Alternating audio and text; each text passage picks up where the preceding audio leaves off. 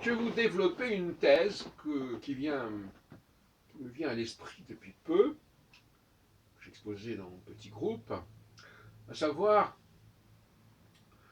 le parallèle entre Yahvé qui vient sauver son peuple, prisonnier esclave en Égypte, et Jésus qui est le sauveur, le sauter, comme on dit en voilà, Ishtus. Ishtus, le poisson, ça veut dire en fait Jésus, le sauveur de son peuple.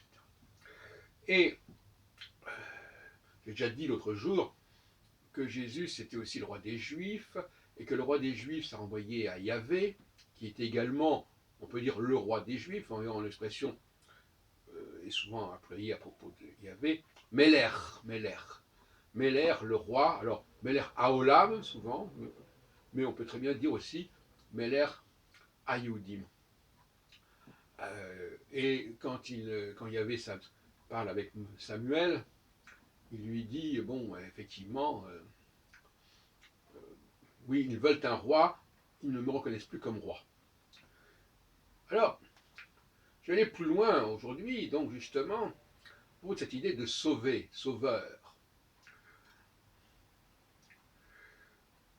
Vous savez qu'une de mes positions, même si elle n'est pas très sympathique pour les chrétiens, c'est la notion de préfiguration que je conteste, et le calque. Alors, est-ce que c'est la préfiguration?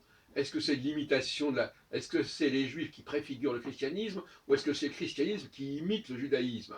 Voilà la question qui se pose en réalité. Alors c'est facile de parler chaque fois de préfiguration quand il s'agit souvent d'emprunt. Vous savez que la notion d'emprunt est chez moi très très importante depuis très longtemps, et que je chasse l'emprunt, le plagiat, le calque, sous toutes ses formes. Alors Jean-Baptiste ne serait-il pas, au fond, le Moïse qui annonce l'arrivée d'Yahvé, comme Moïse annonce l'arrivée d'Yahvé? Et ce Yahvé que Jean-Baptiste annonce, c'est évidemment Jésus, ou est censé devoir annoncer. Voilà, encore une fois, un calque intéressant. Le couple Moïse-Yahvé devient le couple Jean-Baptiste-Jésus. Pas mal. Et effectivement, sur Internet, j'ai apporté des éléments que vous pouvez consulter. Sur notre chaîne, notamment Hébraïque Télé, au cas où vous ne le sauriez pas, Hébraïque Télé, c'est une chaîne de blogueurs. Vous pouvez consulter pas mal de travaux là-dessus. Pas seulement mes propres vidéos, mais d'autres vidéos que j'ai empruntées, et que j'ai mis en ligne sur notre télévision, notre chaîne Hébraïque Télé. Alors, oui, les mots sont indiqués, je les ai signalés, n'est-ce pas? Quelque part, Yahvé vient au secours de son peuple. Et au secours de son peuple, ce peuple avec lequel il y a eu une alliance quelques siècles plus tôt, et qui fait que Yahvé est le Dieu à la fois ou plutôt rassemble les dieux, parce qu'on pourrait aussi discuter là-dessus, et l'expression des différents dieux qui ont été qui ont conclu un pacte avec Abraham et puis avec, et pas forcément les mêmes d'ailleurs, et avec Isaac et puis avec Jacob.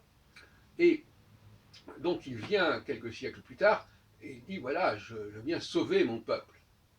Et est-ce que ça n'est pas ce qui va se passer quelques siècles plus tard quand Jésus vient en disant je viens sauver le peuple? Alors la différence c'est que, mais il y a toujours des différences dans les emprunts bien évidemment, toujours des variations, des variantes. La différence c'est que il dit, on lit dans l'évangile Matthieu et Luc je crois, je viens sauver mon peuple, le peuple hébreu, le peuple juif, de ses péchés. Alors, de ses péchés, enfin, il ne faudrait quand même pas oublier tout de même que du temps de Jésus, les Juifs sont quand même sous la domination romaine. peut comparer la domination romaine et la domination égyptienne. Enfin bon, en tout cas, on peut le comprendre à ce stade-là. Et à ce moment-là,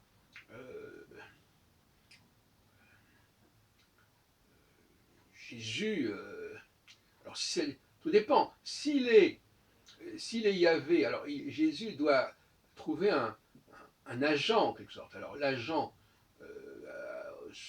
en Égypte c'était Moïse, et là l'agent, alors c'est Jean-Baptiste, on ne sait pas très bien. Et d'ailleurs certains disent que finalement, bon, Jean-Baptiste n'a pas fait ce qu'il aurait dû faire, etc. Bon, peu importe. Alors, parce que Jésus ne peut pas être, c'est là la question, il ne peut pas être à la fois Moïse et Yahvé. D'autre part, le nom même de Jésus, c'est Yeshua, qui veut dire celui qui sauve. Enfin, c'est lié à la notion de sauver.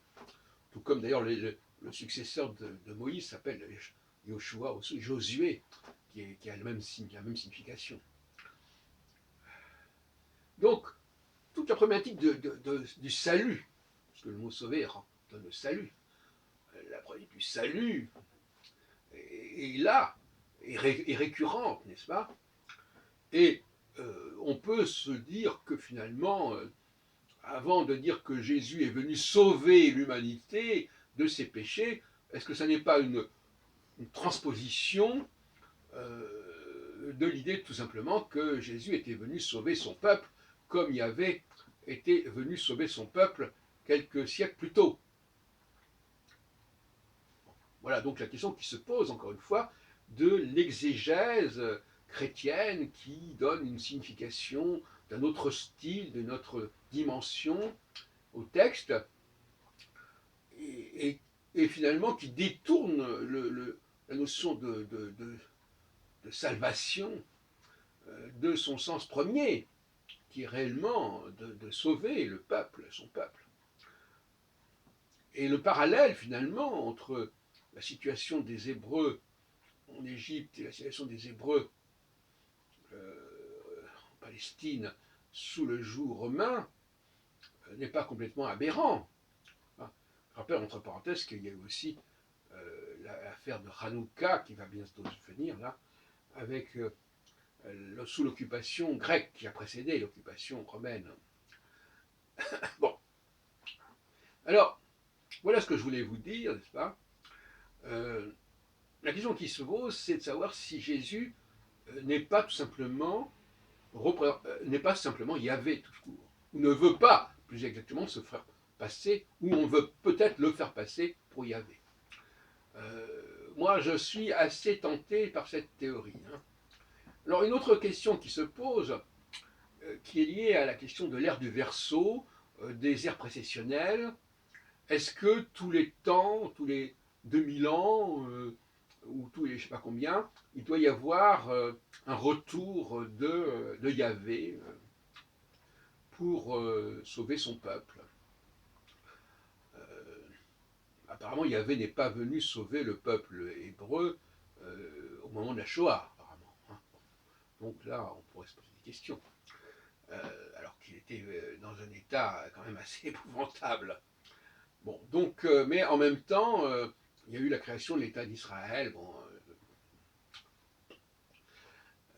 en tout cas, il y a cette notion de périodicité qui nous interpelle, surtout quand on est astrologue, et quand on a écrit un bouquin, quand on a dirigé un bouquin en 79 qui s'appelle Aquarius ou la lumière du Verseau, on se pose des questions sur le repère, le marqueur chronologique qui éventuellement déterminerait le retour, l'avènement. Mais à propos d'avènement, justement, on peut dire que Jésus, c'est le second avènement de Yahvé.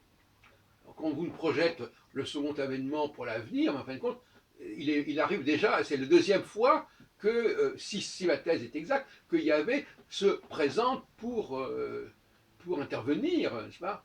Après l'épisode de Moïse en Égypte, il y a l'épisode palestinien, qui se termine d'ailleurs par la destruction du temple de Jérusalem, ce qui n'est pas rien quand même, puisque le temple et le second temple est voué à Yahvé, justement. Donc là, il y a quand même quelque chose qui est assez effarant, quelque part. Il ne faudrait pas oublier cette question-là du temple. Mais, bon, tout cas, voilà un élément qui, à mon avis, n'avait pas été peut-être suffisamment mis en évidence, à savoir que il y a un parallèle entre Yahvé venant sauver son peuple d'Égypte et Jésus, roi des Juifs, et donc quelque part, ces termes pouvant renvoyer à Yahvé lui-même, roi des Juifs, venant sauver son peuple. Et puis après, on quitte la question du peuple et on ouvre avec Saint Paul vers l'humanité tout entière et ses péchés, etc. Bon, et ça se discute énormément. Je crois que ce n'est pas du tout la question en ce qui me concerne.